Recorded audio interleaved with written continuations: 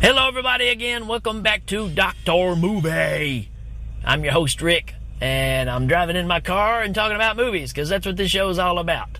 I'm in the middle of traffic right now in downtown Murray, Kentucky, heading back home, and I wanted to take the time to talk about pretty much my favorite movie of all time, Phantom of the Paradise. This movie is so overlooked, and nobody gives it the attention that it should. This movie, I'm going to say it, this movie is brilliant. It's early Brian De Palma. And I guess the problem with it, I've noticed that I have a thing that I like. It's a trend, I guess, of mine. I like bands that don't really fit in a certain category. I like movies that don't fit in a certain category. I like them when they have little elements of everything. And that's exactly what this movie is. This movie can make one or two wrong turns, and I would absolutely hate it. Because, is it a musical? Well, some would think it's a musical. I don't think it is. Because I hate musicals. I really can't stand when people just bust out in a song in the middle of a conversation for no reason. That being said, there is a ton of music in this movie, but they're on stage when they're singing it. Or it's a montage of some kind. It's never just, how's your mom today? Well, it's nothing like that. So, for that, I love it, because it's incorporating music into the story. It's a combined story of Phantom of the Opera and Faust. And you got some Dorian Gray in there as well. And you've got all these elements tied in together that just really can be, I guess, confusing for some people, because it's a little bit sci-fi, it's a little bit comedy, it's a little bit horror, it's a little bit musical.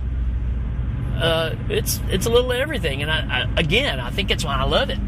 Music-wise, I'm the same ways. I like all the bands that nobody can pigeonhole into a category, and most of them are never successful, but very well should be. Same as this movie. This movie should be a bona fide classic. It's so ahead of its time. And that's what people don't understand about this. You really have to watch it to get it. But it's really about the story of Swan, who is a music producer, the biggest on the planet. He's been around for 30, 40 years. He's got a label called Death Records. And a little bit about that. Originally, it was going to be called Swan Song, because his name is Swan. Well, they even shot all this movie and had the Swan Song logo everywhere. Well, guess what? Led Zeppelin started a record company called Swan Song, and they sued Brian De Palma, and he had to go back through the entire movie and take out the logo of Swan Song. So if you're watching this movie sometime and you see these little black labels pop up and they seem like they're just kind of floating on the screen, they had to go back and cover all this stuff up after it was already all shot. And that was the only way to do it back then. So there's several lawsuits tied into this movie. I'll get to the other one in a minute. But Swan is trying to open a new musical extravaganza called The Paradise. And he's looking for the right music to do it with. And he's at this club that's his recent club. It's not the Paradise, it's another one. And he's got this group called the Juicy Fruits playing. Now, they are a throwback doo-wop type band. If you don't know who Sha Na Na is, these guys are definitely a Sha Na Na knockoff band. If you don't know who Sha Na Na is, look them up, right? Because they were big. I wouldn't say big. They were very popular. Late 60s into the 70s, even had their own TV show, the variety show there for a while. So yeah, they were something, and that's exactly what we're aiming at right here. A group that's kind of a knockoff version of successful acts in the past, right? It's kind of what this whole thing is all about. I think De Palma said he got the inspiration for making this movie while riding in an elevator and was hearing the Muzak playing, which was bad instrumental versions of Beatles songs. And he was like, wow, what a incredible way to butcher masterpieces. Same thing here. This is what this story is about. So he's looking for the new sound, and when the Juicy Fruits take a break, Winslow Leach comes out and sings a song. It's very heartfelt, but nobody's paying him any attention because he really can't sing very well. But he's an artist, right? And you can hear the emotion in the song. When he's done, Swan is like, that's it. That's the music. They're like, you want that crazy-looking guy to open the parasite? Not him. I just want the music. So he sends one of his henchmen up to get the music away from him and give it to Swan. Say, hey, Swan's interested in your music. Would you let us have some of the music? And, of course, he's got stars in his eyes. So he gives the music to him and then never hears anything from him for a long time. By the way, some things I skipped here. You got Paul Williams playing Swan. Paul Williams is a legend, right? I grew up with Paul Williams being in pretty much every cool movie of the time. Not only that, he's one of the most prolific songwriters of the 70s. I mean, Barbra Streisand, the Carpenters, all these people did songs that he wrote. He's written some of the biggest songs of that era. So not only does he play Swan in this movie, which he's known for his acting too, especially Little Enos in Smokey and the Bandit, but he also wrote and sang all the music. Well, he didn't sing it all, but he wrote all the songs for the movie as well. And he's playing this character that's taking this music from Winslow, and Winslow decides it's been a month, I haven't heard anything, and he goes up to Swan Records studio and tries to get in, and nobody will see him, and they kick him out. And he comes back one day, and they're having auditions for a female backup singers, and he hears these girls all singing, and they're all singing the song that he was singing earlier in that performance.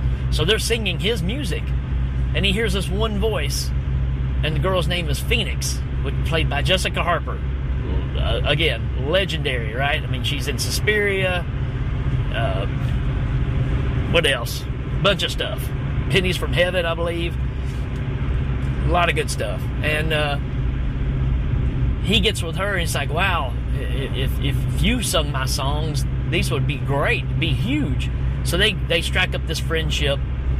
And then when they're taking Phoenix in to audition, they're not really auditioning them. They're seeing if they will strip down naked and do the business. So she runs out screaming, and they chase Winslow out as well. And Winslow sneaks back in to get to Swan to ask him, why have you taken my music? Why you're not having me involved? I'm not going to give you a lot of details here because, again, I want you to see the movie, but he ends up getting Winslow kicked out and arrested and thrown in prison so he can have his music and have him out of the way. And while he's in prison, they pull all of his teeth because it's a source of infection, and they put these metal teeth in his mouth, just look like silver caps more than anything else. One day he's listening to the radio while he's working in the prison, putting tiddlywinks together for some reason, and it's the Juicy Fruit singing his song, and he snaps, and he breaks out of prison. He goes to Death Records printing lab where they're printing up all the records, and he goes in and he's wanting to blow up the press so they can't make any more of the records of the Juicy Fruit singing his songs. And a cop comes in and shoots him, and when he shoots him, he slips. And when he slips, his head falls into the record press, and it presses the record onto his face. So it's a big die, right? And it's heated up, and it presses. That's how they make the records, you know? So think about that just for a minute, right? This guy's going in to stop this record from being made, and now it is permanently part of him. It is burnt into his face. This thing that he hates more than anything on this planet is now always a part of his face. Needless to say, he runs out, he's shot, his face is smoking because it's still burning, and he falls off in the lake, and the newspapers show that he's missing and they think he's dead, all that kind of stuff. Well, it comes time to practice to open up. I think we're a couple of days away from the Paradise opening, and they've decided that they're going to go ahead and practice. They got the Juicy Fruits in there performing, and you get Winslow coming in, and he finds an outfit. And again, this is the figure that you see in all the pictures of the movie. It's a silver bird-like helmet and a black suit with a cape. And he comes in and he's starting to disrupt things. And the Juicy Fruits are performing on stage, and they got a car that's going to roll out on the stage. And Winslow, or the Phantom, puts a bomb in it, and it goes across there and blows up the Juicy Fruits. Pretty much kills them, supposedly. At this point, Swan has video cameras everywhere, right? So this is, again, 74. You didn't have security cameras like this anywhere. And he's capturing everything. And he sees this figure in the background when it blows up, and he figures it out. And Winslow confronts him, and he rips off Winslow's mask and says, "Winslow, I've been looking all over for you." And you know he hasn't been, right? He's playing it really cool with him. And hey, this time we need to do it the right way. I want your music, and I want you here, and I want you to write it and just be a part of it, right? And trust me, which obviously he can't trust him. So they end up working up a deal. So he falls for it again, signs a contract in blood, which is hilarious. If you get to see the scene in the movie, everything that's in that in that contract is amazing. And he pokes Winslow's finger and makes him sign in blood. And Swan, being the cool guy he is, he pokes his finger, and he's got a stamp that he rubs his blood over and stamps his name on there. So all these cool little features. Now, Winslow can't talk. I guess, I don't know if the press hurt him or when he got shot, but he no longer has a voice. So Swan has this box built to go on his chest that when he talks, it comes through that box. Now, that you're going to say, wow, that sounds kind of familiar. Yeah, kind of like Darth Vader, right? Matter of fact, George Lucas said he kind of took the idea from the box on Vader's chest and the voice and everything from Phantom of the Paradise. So there you go. Now, there's so many clever things in this movie. So he's got Winslow locked in this room with this huge keyboard synthesizer and wants him to just write and write and write all the songs, and he's going to get Phoenix to sing the songs exactly like Winslow wanted. Even though he's lying to him, he's not going to use Phoenix. She's going to be a background singer. So he's got him tricked to thinking he's going to write all these songs for her, but he's just slaving away writing these songs, and they're not going to be used for Phoenix. And when he's writing these songs, again, he don't have a voice. So they've hooked up this box, and it runs into the console, and Swan is controlling the music. Now this is brilliant. Most people don't recognize this. But he starts, the voice is very distorted and very robotic sounding at first. And he starts clicking the buttons and changing it. And when he gets done, and he gets the voice that he likes, Swan goes, perfect. And the voice is Swan's voice. So he's recording the demos, and it sounded like Swan's voice, so Swan can claim that he wrote the songs. I mean, again, all this stuff, we're really diving into the dirtiness, the underbelly of the record company and the corporations and how all this stuff really works, because this stuff happens all the time. And for the movie to be this brave and bring out this subject in a movie that, you know, should be more of a fantasy type flick, it's really digging deep into this stuff. And at this point, you know, Winslow's writing the songs, we're recording them, it's got Swan's voice on it, and now he has found his new singer that's going to open the Paradise, and his name is Beef. It's Garrett Graham, of all people. Beef is my favorite character in this whole movie. He's amazing, because on stage he's got this huge rock and roll voice, but when he talks real sweet, like I'm going to Cincinnati to see my mother. He just absolutely kills it in this movie. And Winslow finds out that his music, when they keep giving him drugs to keep him pumped up and whatever, And one night he wakes up and notices that his music is all gone. All the stuff he wrote, Swan came in and stole it, and they cinder blocked him in. They blocked him in concrete walls so he can't get out. And out of his rage, again, remember, Winslow can really snap. He snaps and he busts through the wall. And when he screams, Beef hears it. And he comes up with the great line, "What was that?" And there's a whole scene around that that's just great. But Beef doesn't want to go on with the show now. He's a little worried. And they convince him, hey, just go take you a shower, get ready to go, everything will be fine. And while he's in the shower, he's in there rehearsing with the song, singing in the shower. And with no music. That's what I'm saying. It's not a musical. He's just singing and lathering up. The Phantom comes in there and stops him and says, no one is allowed to sing my songs. Not you, not anybody. Only Phoenix can sing my songs. Anyone else who tries dies. And then he leaves him. And from that point on, Beef is ready to get out of there. He is loading up his car. He's going back to Cincinnati to see his mother. And they stop him and say, no, man, you got a show to do. You can't. We got a full crowd here. It's opening night.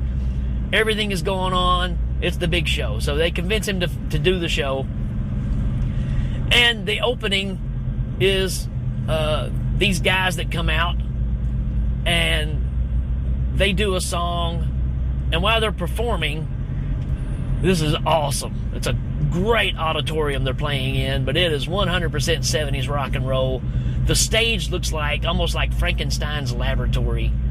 And the band is singing, and they've got very Kiss-like makeup on. Now, this is 74. Kiss hasn't really made it big just yet. But some of this makeup is very, very similar.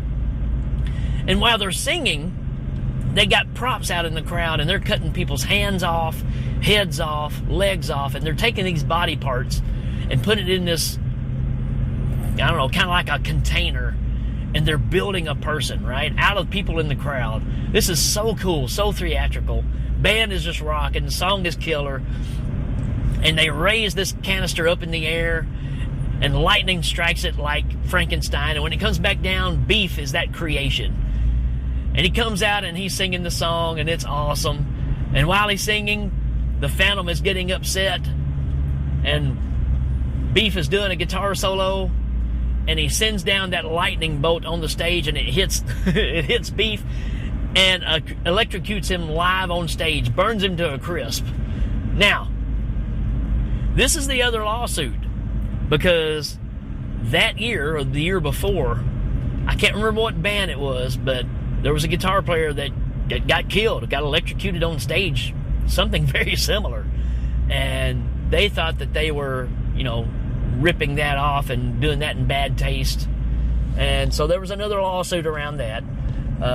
Speaking of Kiss earlier, the same thing happened to Ace Frehley in 76, a few years later. He touched some railing and got shocked at the opening of a show, and it blew him off the stage. And, hey, the next year he wrote a song called Shock Me. There you go. So there's your little Kiss trivia, if you're interested in any of that. But, anyways, Swan knows exactly what's going on. Swan knows that this is happening because this music is supposed to be for Phoenix to sing. And so he decides, after they use the fire extinguisher to put Beef out on stage, they let Phoenix come out and sing this beautiful song, Old Souls. Now, a lot of people don't know this, but Jessica Harper has an amazing quality voice. Very, very close to Karen Carpenter. To tell you how good it is, she beat Linda Ronstadt for the part in this movie, if that tells you anything. I'm not saying she's as good as Linda Ronstadt. I'm just saying that there's a quality there. Now, Linda Ronstadt's an amazing singer, don't get me wrong. But probably because of the acting chops and the voice, Jessica got the role. So I think that says a lot. So, coming out of that, the song is a huge success. Next thing you know, Phoenix is the biggest star on the planet, and it's all because Swan took her and made her a star. And he made a deal with her, what would she give to him for the fortune and fame. And she said, anything you want. And so there you go. Now, next thing you know, after the show, they're heading back to Swan's hangout. And you see them kind of having a love scene going on. And the Phantom is on top of the Swanage, is what they call it. Back to the Swanage. And he's looking through a window at the top and sees them down there.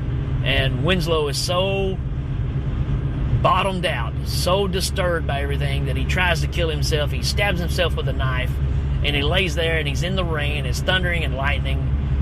And then Swan comes up on the roof after a while and sees him laying there, and he goes, Winslow, get up.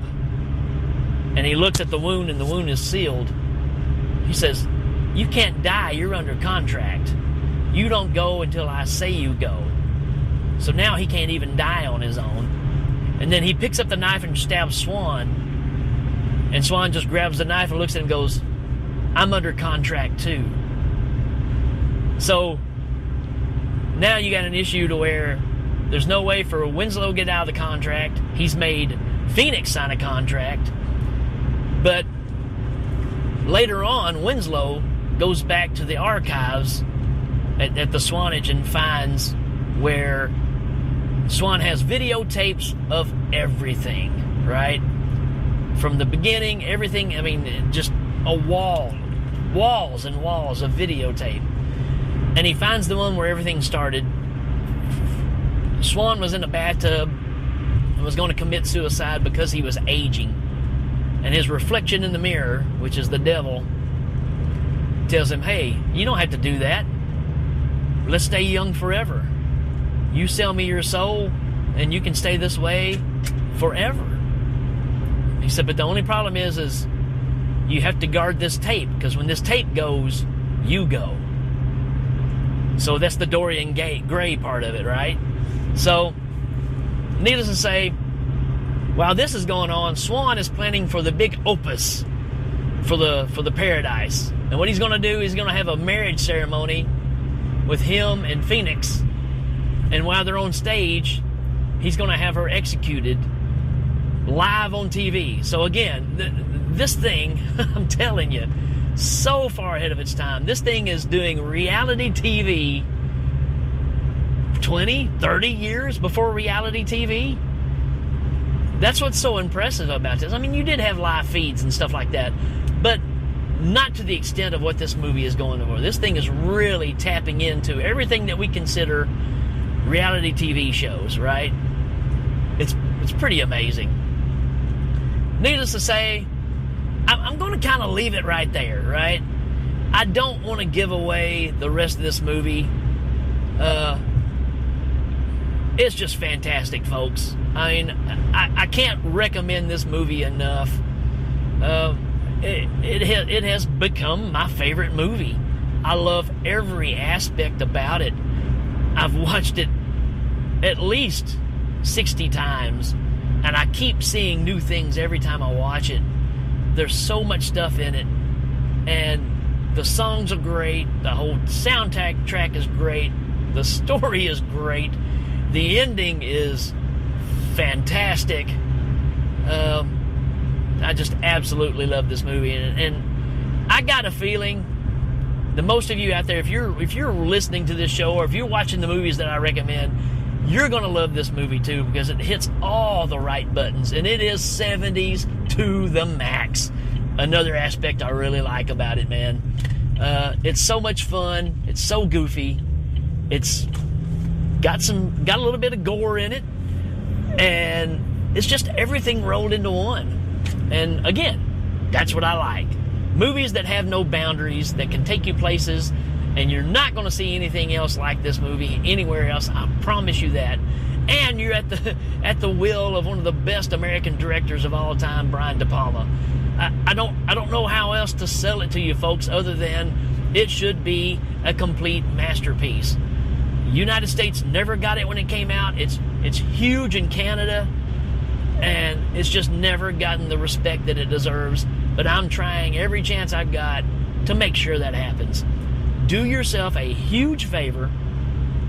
Go ahead and buy it. I don't know anybody that's ever seen it that didn't want to have a copy of it afterwards. That's how sure I am of this movie. So take that for what it is. Go check it out. If you do check it out, give me some feedback on the Facebook page, or just send me a message and tell me what you think about it. Or if you are a fan of it. I know several of you has already piped up anytime I post something about it. Let me know your thoughts of this movie, and what am I leaving out here? What are some highlights that stick out to you? There's so many great parts of this movie. So I'm just going to stop right there. I hope you take the time and check this one out. I couldn't wait for when they released the Blu-ray edition. It took forever to get it, and man, it's just fantastic. So there you go, folks. Highly recommended. Possibly the highest recommendation I can give for a movie of any kind. Hope you enjoy it. Go check it out. Till then, we will check you later.